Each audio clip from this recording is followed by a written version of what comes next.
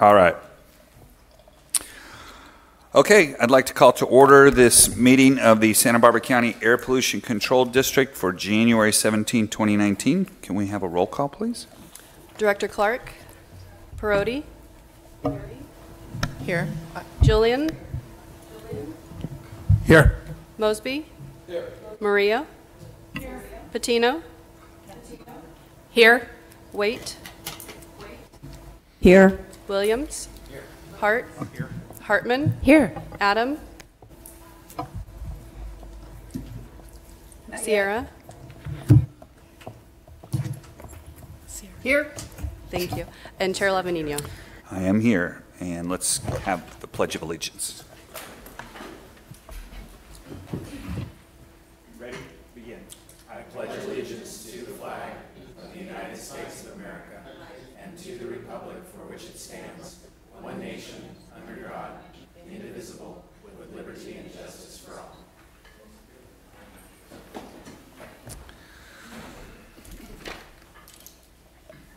You know, I'm looking all the way through this. Oh, public comments way at the end. Okay, so we're going to move on to item C, which is the election of the chair and vice chair for 2019. Would you like to read? Well, I guess I already said it. We're electing the chair and the vice chair. I will open it up for nominations. Supervisor Chair Hartman. Lavanino? Thank you. Oh. We'll go to Director Hartman, and then we'll go to Director Sierra. Well, I was just looking who hasn't been it for a while, and I'd like to nominate Director Murillo for chair and Director Williams for vice chair. Okay, that's out there. Director Sierra? I was going to nominate Director Murillo myself. Okay. So you guys don't like the way I've been running the meetings, huh? I can't stay? All right. Do you want me to nominate you, Steve? No, that's okay. I'm fine. Okay, so we have a nomination, and I take it that was a second, Director Sierra? That was a second, absolutely. Very good. Is there any other discussion? Okay, let's have a roll call, sir. Director Priority, Aye. Julian, Aye. Mosby, Murillo, Aye. Patino, Aye. Toussaint, or sorry, Wait, Aye. Williams, Hart, Hartman, Aye. Sierra, Aye. and Chair Lavanino. Aye. Okay, and the motion passes. And I came in late here, in case you didn't know. And I would vote aye if I was asked. Thank you, Director Adam. Thank you.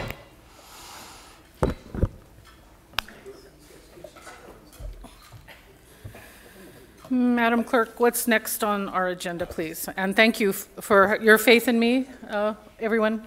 Thank you. The next item on the agenda is closed session.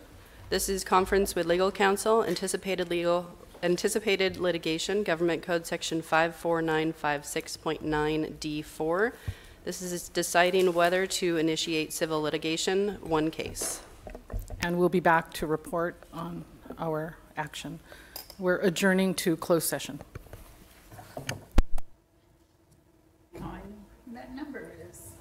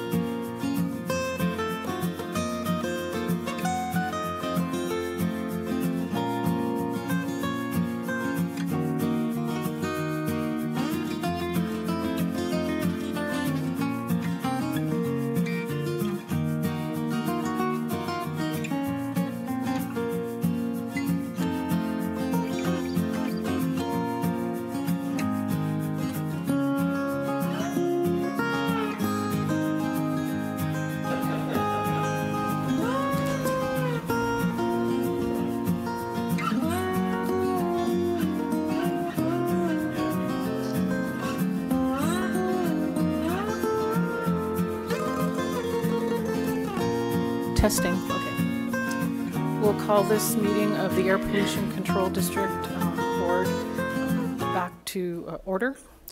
And will our council has a report.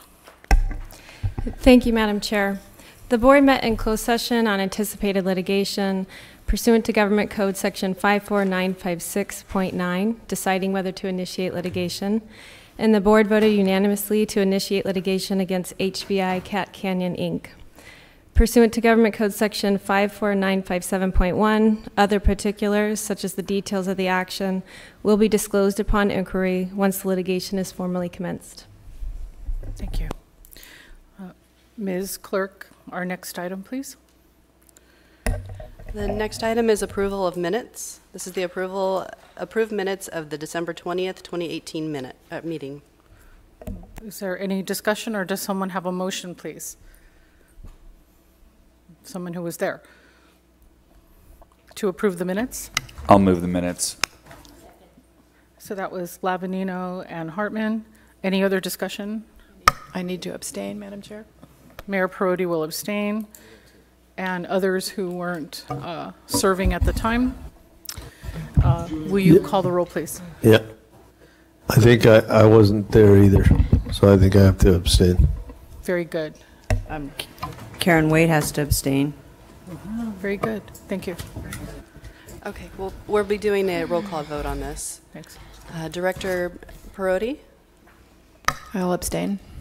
Julian? Abstain. Sorry, was that? Oh, okay. I'm sorry, abstain. Thank you. Mosby? Aye. Patino? Aye. Waite? Abstain. Williams? Aye. Hart? Abstain. Hartman? Adam? Abstain. Sierra? Aye. Lavanino? Aye. And Chair Murillo? Aye. Very good. It was a good meeting. Really close to Christmas, but a good meeting. So on to our administrative items, Madam Clerk. The administrative items are approved by vote on one motion. These are read only on the request of board members. Is anyone requesting to pull an item? Do I have a motion to move that item forward? So moved. Thank you. Second. That was Hartman and Hart. Any other discussion? We'll take a roll call vote, Madam Clerk. Director Perotti? Aye. Julian? Aye. Mosby? Aye. Patino? Aye. Waite? Aye. Williams? Aye. Hart? Aye. Hartman? Aye. Adam? Aye. Sierra? Aye. Lavanino? Aye. And Chair Murillo? Aye. Okay. Moving that forward. This is our public comment period. And I do have one speaker slip. I have Barbara Peters. Ms. Peters, welcome.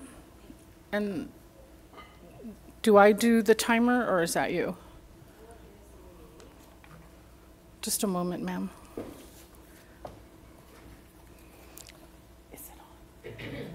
DOS, is it on? The podium. I apologize. It does not seem to be working.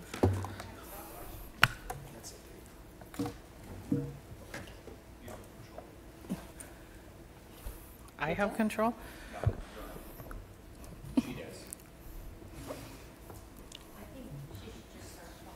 Yes.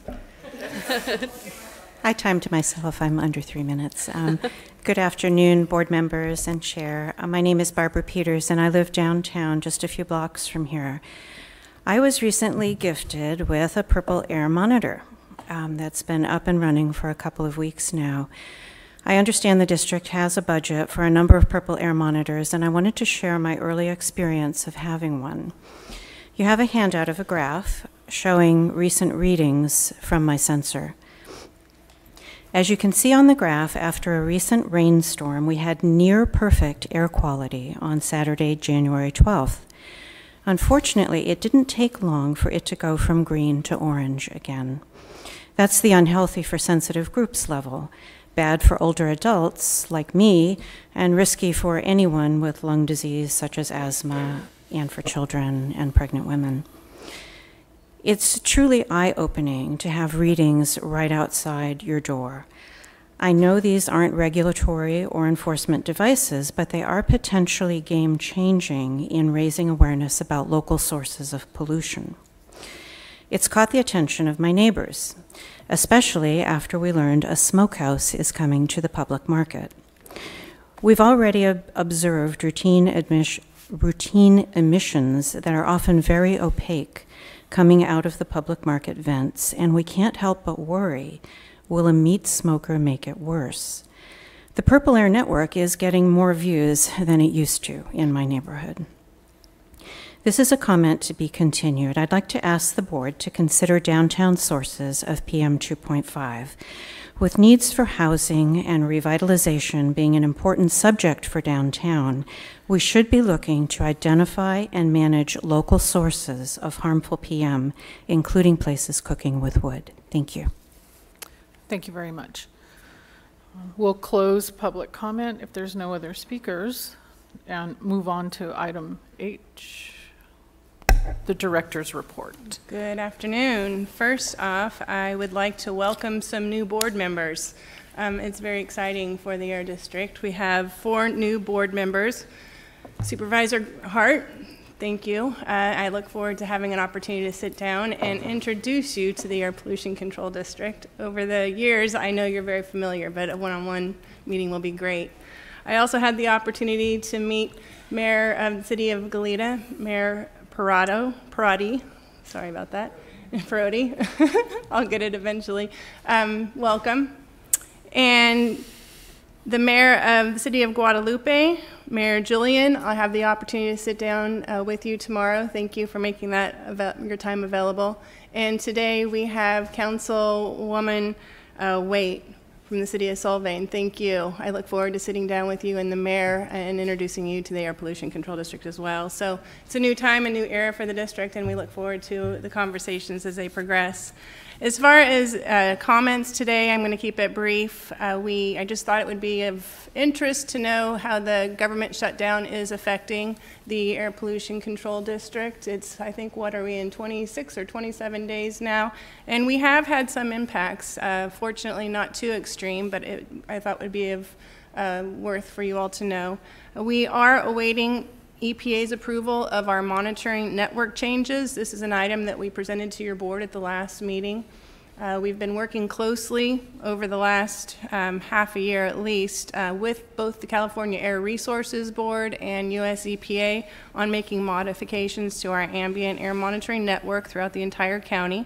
On the 30th of November, we received support from CARB to go forward, and that was the one item that was holding up EPA's formal action. My staff's been in contact with EPA prior to the shutdown. Unfortunately, we haven't heard from them until they get back to work. So we're hopeful once they get back, we can move forward with those modifications. CARB has requested that we take over the Santa Barbara and the Santa Maria station by November of this year, and in order to do so, we need to make sure all the other modifications are complete, so we'll have sufficient resources to make that possible. The other area where we work with the National Oceanic Atmospheric Administration, NOAA, is our 2018 Vessel Speed Reduction Program. That program, the time window when they reduce the vessel speed, we've already concluded that program. However, now we're working with NOAA and the other partners to calculate the emission reductions that were achieved through that, and also identify those shipping companies that will be recognized and awarded the financial incentive. NOAA plays a very strong role in not only the quantification of the impacts of the program, but also the coordination of a recognition ceremony. Without NOAA, the Santa Barbara Air District has been working with Ventura County APCD as well as the Bay Area AQMD to fill in the gaps, but hopefully they'll be back soon and they could take the lead for the recognition event. And then lastly, we do receive significant grant funding from EPA to do our PM monitoring and our ozone monitoring and air quality planning. We don't envision those resources will be withdrawn from the agency. We don't typically receive those until April. So hopefully they'll be back and running well in advance of April, and we'll be able to continue working with them to receive the funds to do the work associated with that. And then bringing things to California, last week I was able to attend the CAPCOA board retreat. I'm a board member on CAPCOA. That's the California Air Pollution Control Officers Association, made up of the 35 other air districts and APCOs. And we sat down over a 2.5-day conference with CARB, the California Air Resources Board, to discuss what's on the horizon for this coming year. The major theme continues to be incentive funds. So as we saw this year, we're going to see another increase in the amount of funding made available to us for changing out of old diesel equipment into cleaner technologies. So once those grants are produced to us, we bring them to your board for consideration. So you're going to see more of that this year as well. And then a lot of attention was focused on prescribed fire, the air district's roles with prescribed fire, and also on wildfire. The Bay Area is very interesting. We all are very well reminded constantly of the air quality impacts of the Thomas Fire, and there's a big emphasis right now at the state level for creating clean air facilities. So there's some pieces of legislation that the Bay Area AQMD is moving forward with, trying to get funding for filtration, primarily at schools. South Coast AQMD has been doing a lot of this, but that was an area where we were really trying to get the word out in advance of fires to create a clean air room for yourself and then also at public facilities. So more to come on all that front. And that concludes my district report. Are there any questions for our executive director? I don't see any. We'll move on to the next item, Madam Clerk. The next item is I-1. This is to select 3 members of the board to serve on the APCD Executive Committee during the calendar year 2019. So the chair would be one of those people. Do you generally take the vice chair? I think we should have a balance of North and South County voices. Chair, vice chair, full chair. Oh, is that, okay. That's what we do at SPCAG. Is your microphone on? Did people hear you? They can hear me. We usually do chair, vice chair, and former chair. So that would be myself and Supervisor Williams and Mr. Lavanino. Yeah. So I take that was a motion, and I would second that. Very good. Any other discussion? Will you take a roll call vote, please? Director Perotti? Aye. Julian? Aye. Mosby? Aye. Patino? Aye. Waite? Aye. Thank you. Waite? Aye. Williams? Aye. Hart? Aye. Hartman? Aye. Adam? Aye. Sierra? Aye. Lavanino? Aye. And Chair Murillo? Aye. Very good. So we're moving on to another subcommittee or liaison appointment. Correct. This is item I-2. This is to appoint 1 board member to serve as a representative to the South Central Coast Basin-Wide Control Council during the calendar year 2019. Okay. Ms. Perotti? Thank you, Madam Chair. I would like to nominate myself, if that's possible. I feel like I have a lot to learn, and this would put me in a good place that I could hear from other jurisdictions, other counties, what they're doing. I second that nomination. Very good. Thank you. I appreciate that initiative. Any comments from the North County? And I don't hear any other nominations. We'll take a vote on that, please. Director Perotti? Aye. Julian? Aye. Mosby? Patino? Aye. Waite? Aye. Williams? Aye. Hart? Aye. Hartman? Aye. Adam? Aye. Sierra? Aye. Lavanino? Aye. And Chair Murillo? Aye. Thank you. Congratulations. So the next item is the Hearing Board Nominating Committee. Correct. This is to select 5 members of the board to serve on the APCD Hearing Board Nominating Committee during the calendar year 2019. And so who's on it for 2018 was Williams, Bennett, Richardson, Adam, and Patino. Would the people who are still here want to remain on that? I would certainly do that. I'd be honored to continue. We only met once. It was a long meeting, but we met once, and we did select new hearing board members, including one seated in So right here in Adam front. says yes, Williams says yes. Mayor Patino? Sure. Okay, so there's 2 openings. It looks like one from the south, one from the north. Is that making sense? So Supervisor Hartman is volunteering. Jill Ariston, would you like to do it? I'm good. Julian's good. Mayor Julian is volunteering as well? Is that what I heard? Yes. Okay. Yes. So the slate would include Hartman and Julian. Correct. Are we clear on who's nominated for the nominating committee? Very good. We'll take a vote. Let's see. Who made the motion and second on that one? So moved. I don't think Hartman and Levanino. Thank you. Excuse me, Chair Murillo, could you run through the 5 names again? I'll ask the clerk to, please. Okay, so this is going to be Directors Adam, Williams, Patino, Hartman, and Julian. Thank you. Okay, Director I'm Perotti? sorry. Oh, sorry. I'm Was sorry. there a question? Madam Chairman, I have a question, yes. Well, please. Because this is my first time sitting up here, what is the Community Action Committee, the CAC? The Community Action Commission? Advisory Council. Oh, Community Advisory Council. I'm sorry, I just saw the CAC and it was an acronym and I tried to put a name to it. Yeah, that's our Community Advisory Council. It is represented by individuals that each board member nominates.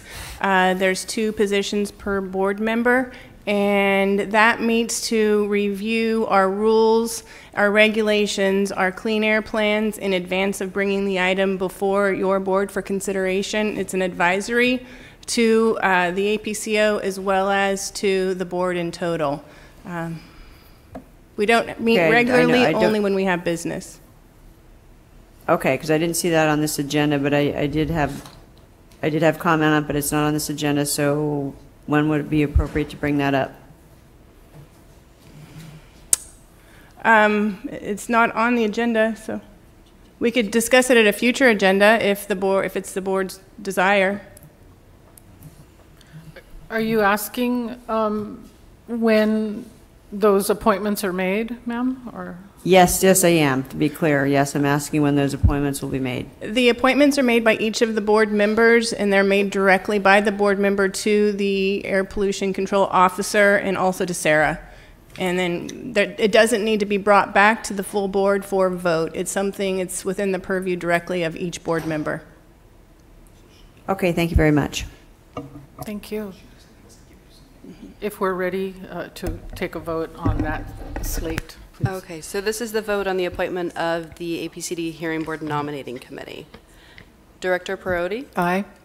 Julian? Aye. Mosby? Aye. Patino? Aye. Waite? Aye. Williams? Aye. Hart? Aye. Hartman? Aye. Adam? Aye. Sierra? Aye. Lavanino? Aye. And Chair Murillo? Aye. Very good. Okay, took care of that. And the next item, please. The next item, I-4, is to receive a presentation from district staff on the Santa Barbara County's emissions inventory. I'll hand the baton over shortly to Alex Economou. This is an informative item to give you a better understanding of one of our core responsibilities at the Air District, working with all of our stationary sources as well as the area sources in conjunction with the California Air Resources Board. This emission inventory has got the attention of the legislature And they've actually adopted 2 bills recently trying to enhance the transparency of emission inventory and make it user-friendly. So it's good to have a general overview of emissions inventory and the work we have done. And Alex will be presenting. Thank you. Thank you.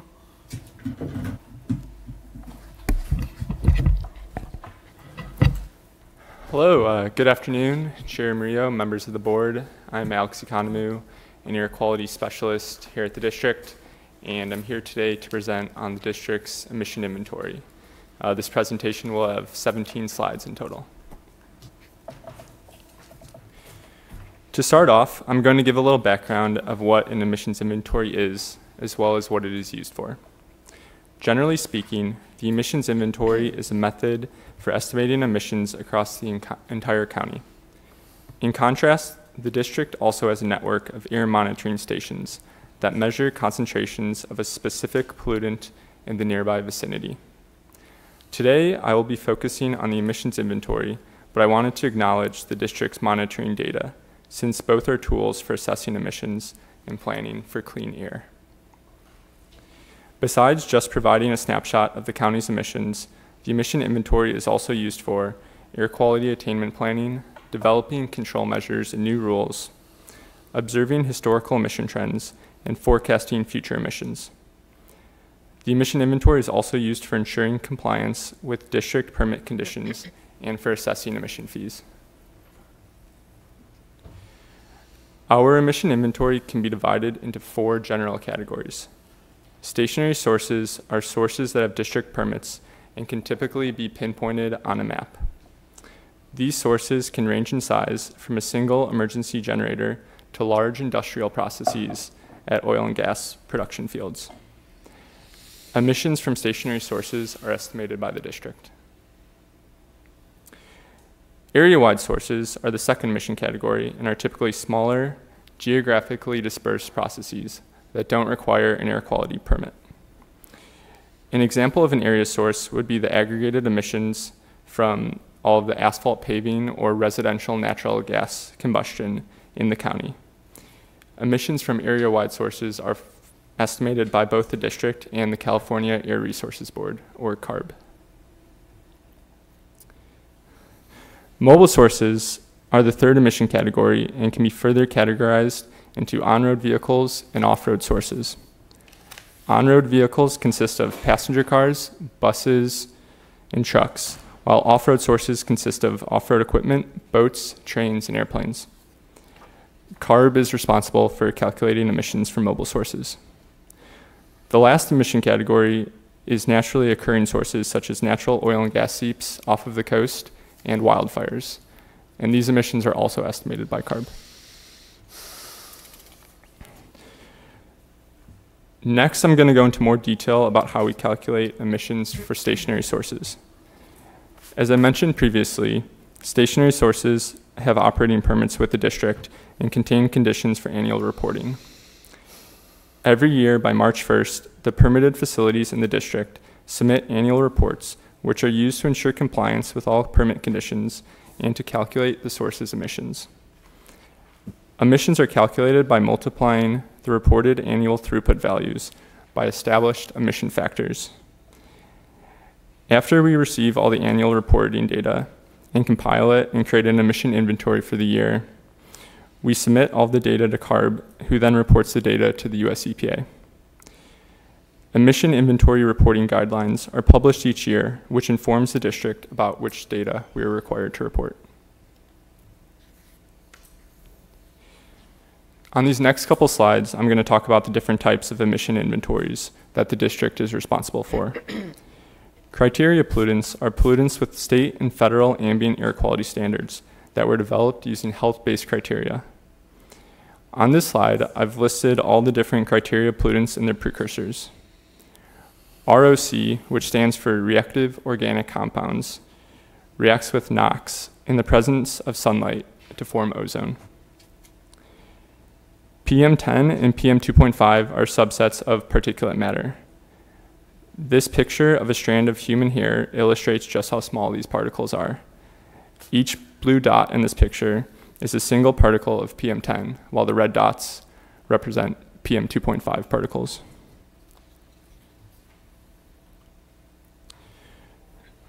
In addition to criteria pollutants, the district is also responsible for maintaining an inventory of toxic air contaminants, or TACs. TACs are chemicals released into the air that are known to cause short-term and long-term health impacts.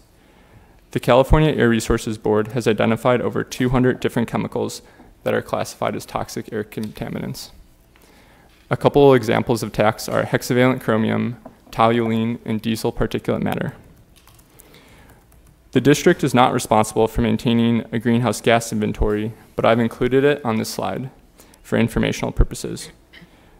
CARB is responsible for monitoring and regulating GHG emissions, which consists of carbon dioxide, methane, nitrous oxide, and 4 other fluorinated gases that are smaller in quantity, but important because of their high global warming potentials.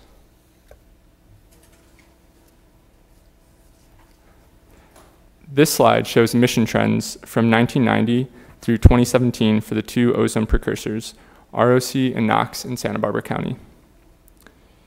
The data is for our planning inventory, which includes emissions from stationary, area, and mobile sources, but excludes natural sources. Emissions increased from 1995 through 2005, and then decreased steadily afterwards. Emissions from stationary sources and on-road mobile sources have steadily decreased over the time frame, but have been partially offset by rising marine shipping emissions. The emissions from 1995 look abnormally low, and the reason for this is because emissions data for marine shipping is missing from the data set for that year. We are currently working with the California Air Resources Board to fix this missing data, but I wanted to highlight this point because it is a good example of one of the challenges of maintaining an emissions inventory and observing historical trends. Recently, at the state level, there has been a big push for accurate emissions data and how it is portrayed visually so that we don't run into issues like this in the future.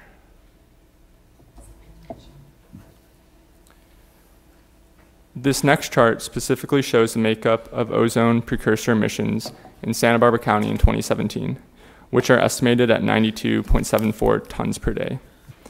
As you can see, marine shipping makes up the majority of the ozone precursor emissions at 59% of the inventory, followed by stationary sources at 13%, area sources at 11%, and on-road vehicles and off-road sources making up the remainder. Santa Barbara County does not currently meet the state ambient air quality standard for ozone.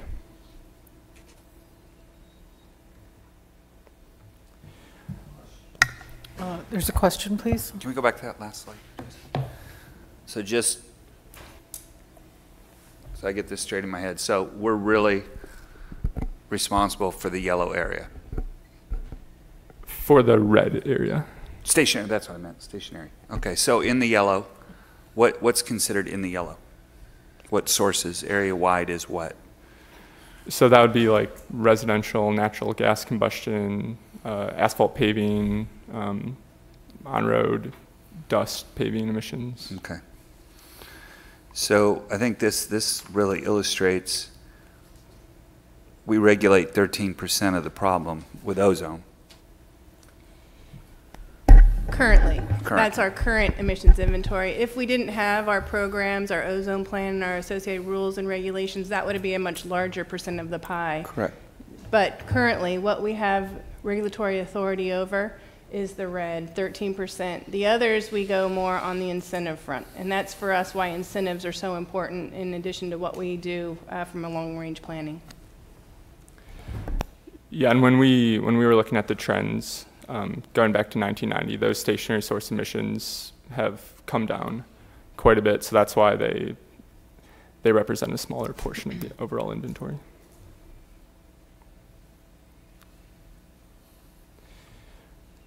This next slide shows emission trends from 1990 through 2017 for PM10. Once again, this data is for the planning inventory, which excludes natural sources. Generally, emissions for PM10 have decreased over the time frame, and the large decrease from 1990 to 1995 emissions is partially explained by changes in some of the area source methodologies that CARB uses.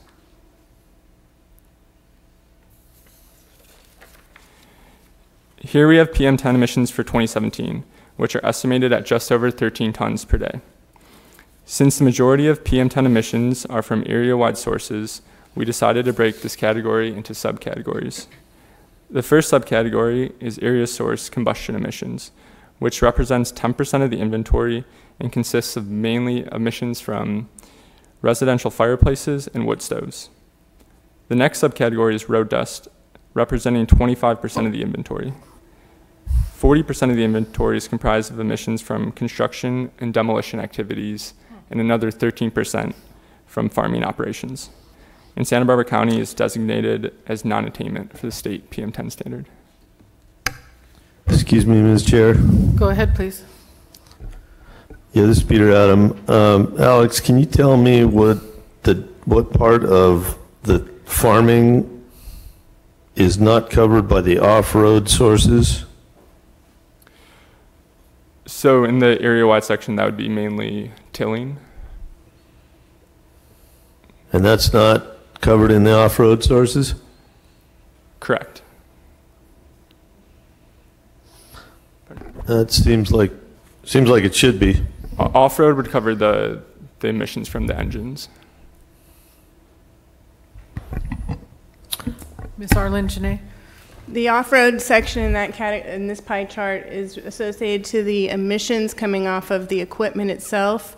Under the farming and the area wide, that would be disturbing of the soil, tilling of the soil, that type of activity where it's just the particulate matter coming off of working the land itself. Anything else, Supervisor Adam? Well, I'm struggling to figure out what you would do in the absence of tilling. I guess we're just talking about where what the breakdown of the sources is, so yeah. I guess that doesn't really make any difference. Good question. Mr. Mosby? How are you calculating this? This is calculated by the California Air Resources Board. They do it statewide, and then they allocate it throughout the entire 35 different air districts. Okay, so how are they calculating this? I mean, how you're wrapping yourself around them? It's not, this test tube is expanding, so how are you getting? Is just a good guess, a good guesstimate? I mean, it just seems when you're looking at the situation, it'd be very difficult to come up with these numbers. I don't know how is. A lot of it's, I mean, depending on what area-wide source you're using, it could be using different proxy information like population, it could be different breakdowns of demographics. Percent of ag land. Percent of ag land. The emission factors can sometimes be more specific to certain regions. Again, I'm trying to wrap around how is it calculated. I mean, yeah, you can go and say, well, you this percentage of land, that much is dry farm. Again, different soil types. Mm-hmm. It just seems to me a lot of these numbers up here is I'm trying to wrap around how are you scientifically calculating. You're kind of presenting this as though it's science, and it seems to me like there's a lot more of a guesstimation component here. Well, it's an estimate, definitely, and it's done by a California Air Resources Board. We can follow up with them on their specific methodology that they use, the approach that they use. It evolves constantly as they have more information, different studies that are completed to fill out the actual emissions statewide from area sources. And I guess one of the reasons why I'm looking at it, because in my general area, I've shown you photos of some of the PM10 violations and such there, but they're not part of any calculation. Nobody's calculating that, so it doesn't. I'm trying to wrap around and see how we're getting to this pie chart. Yeah, the area sources are a big challenge statewide, I know. Even trying to get a better handle on farm equipment, this is something that we struggle with the allocation of grant funding statewide, because emissions inventory on the actual equipment the state doesn't have a strong handle on, and if they're using their historic survey information on equipment where not too many individuals or actual farmers provided their inventory to the state, they're only basing that on the amount of information that they have in hand, and that's something we've been talking about in CAPCOA, trying to get a better assessment of farming equipment, but of all area sources. It's definitely an area with the emphasis from the legislature to hone in and better perfect the emissions inventory, not just the air districts, but working in conjunction with CARB, we're trying to get a better handle on. And I unfortunately don't have a good response to how CARB comes up and calculates the area source emissions. That's something we can look into and report back to you on. I appreciate that. Yeah, and just to add to that, there's dozens of different subcategories that go into area-wide sources. So depending on what specifically you were interested in, we could follow up with that individual methodology. I'd be interested in the farming component and the construction and demolition component. If you have no construction and demolition, then does that number exist? Any other questions at this juncture? Mr. Williams. Well, given my front row seat to the 101 construction, I find none of these numbers to be too far-fetched. I mean, I'm living it, so I'd be interested in how the numbers are derived too. But in looking at those numbers and the components that are from road dust and mobile sources and so forth, they seem pretty plausible to me. You have more slides. Thanks. I do have a question, Madam Chairman. Please, go ahead. On the ozone precursor emission trends, 1990 through 2017, I was wondering if there's an explanation as to what happened in the year 2005, where we see a jump. The big increase there is mainly attributed to marine shipping. So those emissions have gone up a lot over the last 2 decades. So that's where the spike's coming from. And some of it also has to do with methodologies changed over time. So that can sometimes influence some of the bigger spikes. Very good. Thank you.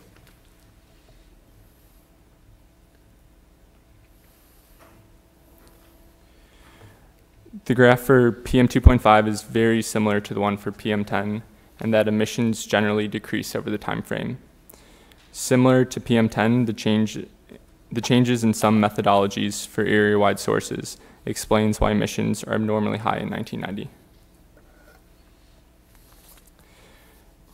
PM 2.5 emissions are important since they are the very fine particles that can penetrate deeper into the lungs and cause more severe health problems, as compared to the larger PM10 particles.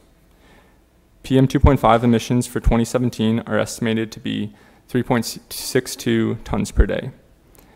When you compare this chart to the previously shown PM10 chart, you can see that area-wide sources make up a smaller percentage of the PM 2.5 inventory. And this is because a lot of the processes on the right-hand side that create fugitive dust typically create larger size particles. PM 2.5 can come from a variety of sources, and Santa Barbara County is in attainment of the PM 2.5 state standard.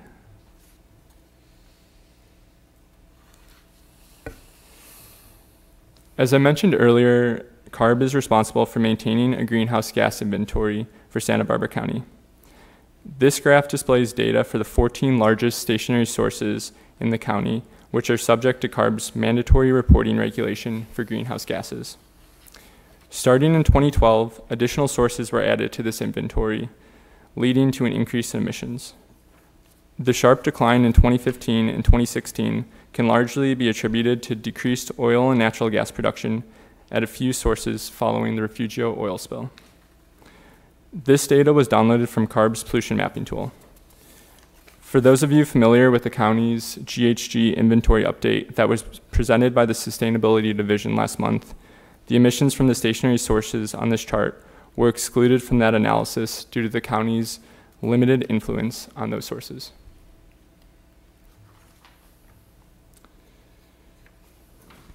On this slide is an image of what that pollution mapping tool looks like that the California Air Resources Board created, showing the 14 stationary sources in Santa Barbara County that are currently on the tool. CARB created this mapping tool in response to AB 197, and in addition to GHG emissions, this tool also includes criteria and toxic pollutant data for these sources, dating back to 2008. In the future, CARB plans to add emissions data from all other permitted facilities, area sources, and mobile sources to this tool. And the district is currently working under a grant agreement with CARB to refine the data that gets populated onto this tool. In addition to the map, I also clicked on a source to show some images of the types of information that are available. And this tab that you see on the slide shows GHG emission trends for one of the sources in Santa Barbara County. There's a lot of data to look at this next slide, but I just wanted to highlight some of the other information that's available on the pollution mapping tool. The image on the left is a general emissions tab for the source. The one in the middle shows emission trends for criteria pollutants, and there's also a tab where you can look at toxic pollutants, such as the one on the right, which has data for 2016 and also some links to other types of information related to toxics. Related to the pollution mapping tool, the California Air Resources Board recently approved the criteria and toxics reporting regulation. This new regulation was passed in response to AB 617 and is intended to improve the statewide inventory data and increase transparency. The regulation lowers the emission reporting thresholds, which will require more stationary sources throughout the state to annually report their emissions. In developing this regulation, CARB staff traveled to Santa Barbara a couple of times to meet with district staff and were very impressed by our process for compiling an emissions inventory.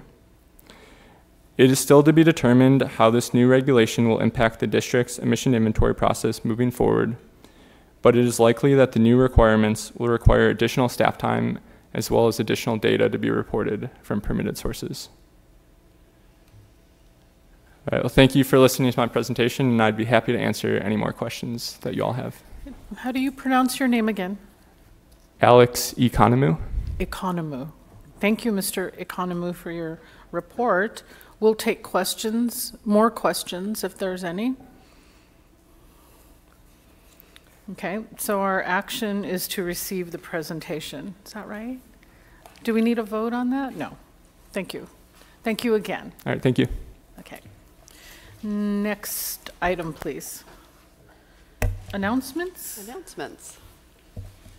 The floor is open for announcements. Mr. Mosby. I just wanted to say one thing. I missed it on the previously with the comprehensive annual financial report. I just want to congratulate you guys on no findings. So good job with that.